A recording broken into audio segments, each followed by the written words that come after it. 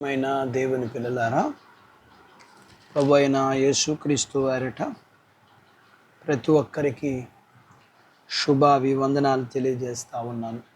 ఈ ఉదయకాలం దేవుని వాక్యాన్ని చదువుకుందాం.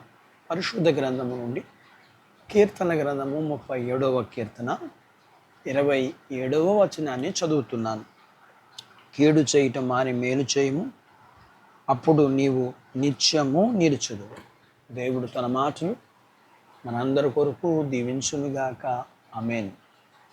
ప్రియమైన దేవుని పిల్లలారా, ఒక వ్యక్తి జీవితం దేని చేత ఆశీర్వదింపబడుతుంది?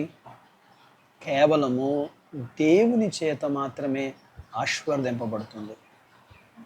కారణం, ఏ వ్యక్తి అయితే దేవునికి ఇష్టమైన జీవితాన్ని తాను కలిగి ఉంటాడో ఆ వ్యక్తిని బట్టి దేవునికి సంతోషం ఉంటుంది. అప్పుడు ఆ వ్యక్తిని దేవుడు ఆశీర్వదిస్తాడు.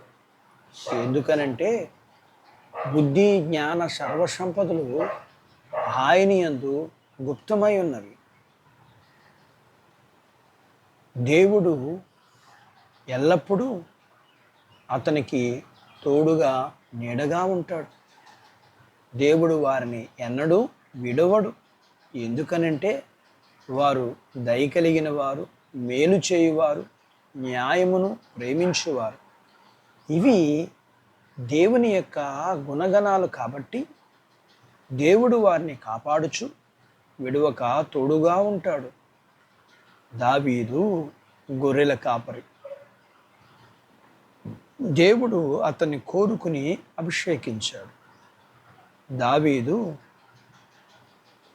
తండ్రి మాట ప్రకారము యుద్ధములో ఉన్న తన అన్నల కోసం ఆహార పదార్థాలు తీసుకువెళ్ళి యుద్ధములో గొల్యాతు యొక్క సవాళ్ళు విని దేవుని యందు విశ్వాసంతో గొల్యాతుతో యుద్ధం చేసి గొల్యాతును చంపి రాజుగారికి అల్లుడయ్యాడు. అలాగే సైన్యాధిపతి అయ్యాడు. అయితే రాజుగారి కంటే ఎక్కువ ఘనత దావీదుకి ప్రజలకు ఇవ్వటంతో అది విన్న సౌలు రాజు అసూయతో దావీదు చంపడానికి మొదట పరోక్షంగా, అటు తర్వాత ముఖాముఖిగానే దావీదును చంపాలని వెంటాడాడు. దావీదు పారిపోయాడే కానీ తిరిగి సౌలు రాజును చంపలేక కాదు, చేతకాక కాడా కాదు, అభిషేకించబడిన సౌలును తాను ఏమీ చేయకూడదు అని. అది ఎరగని సౌలు దావీదును చంపాలని పిచ్చిగా ప్రయత్నిస్తూనే ఉన్నాడు. అయితే కాలము ఎప్పుడూ ఒకే రీతిగా ఉండదు కదా. పరిస్థితులు తారుమారైనాయి.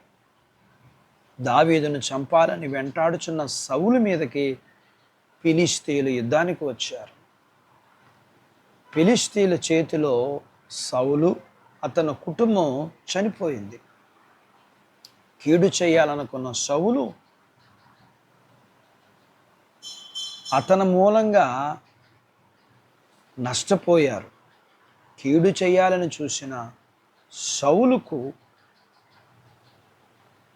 కీడు చెయ్యక మేలు చేసిన దావీదు మాత్రం నిత్యము నిలిచే ఉన్నాడు. ఈరోజు వరకు మన గుండెల్లో కూడా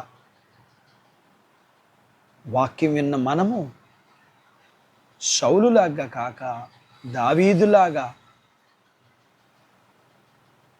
మేలు చేసేవాడిగా ఉండి అనేకులకు ఆశీర్వాదకరంగా ఉండటానికి దేవుడు మనకు సహాయం చేయునుగాక. ఆమేన్. దేవుడి మాటలు మన కొరకు దీవించునుగాక. ఆమేన్. ప్రార్థించుకుందాం. మమ్మల్ని మిక్కిలిగా ప్రేమించిన మా ప్రియ పరలోకపు తండ్రి, మీ పరిశుద్ధ నామమును బట్టి వందనాలు. వాక్యం విన్న మీ పిల్లలు సౌలులాగా కీడు చేసేవారిగా కాక దావీదులాగా మేలు చేసి మీరిచ్చే పరలోకపు భూ సంబంధమైన దీవెనలకు పాత్రులు ఉన్నట్లుగా సహాయం చేయండి. వాక్యం విన్న మీ పిల్లలని, వారి కుటుంబీకులను అందరినీ, చిన్న బిడ్డలను, యవనస్తులను, వృద్ధులను, స్త్రీ పురుషులను, వారి చదువులు, ఆరోగ్యాలు, ఉద్యోగాలు, వివాహాలు, గర్భఫలములు లేని వారికి ఇచ్చి, ఇచ్చిన వారికి సుఖప్రసూతిని, ప్రసూతైన తల్లి పిల్లలకు ఆరోగ్యం, స్త్రీ పురుషులు చేస్తుంటున్న జీవనాధిపతులు వారు మీరు దీవించమని, చదువుకుని ఎగ్జామ్స్ రాస్తున్న పిల్లలందరికీ జ్ఞానము, జ్ఞాపశక్తి, సిద్ధపాటును, మంచి భవిష్యత్తు ఇమ్మని, ఎండ నుంచి భద్రత ఇమ్మని, మీ పిల్లలను అన్ని విషయాల్లో మీరే ఆశీర్వదించమని యేసు ప్రభు వారి పేరట ప్రార్థిస్తున్నాము తండ్రి. ఆమెన్. దేవుడు మిమ్మల్ని దీవించునుగాక. ఆమెన్.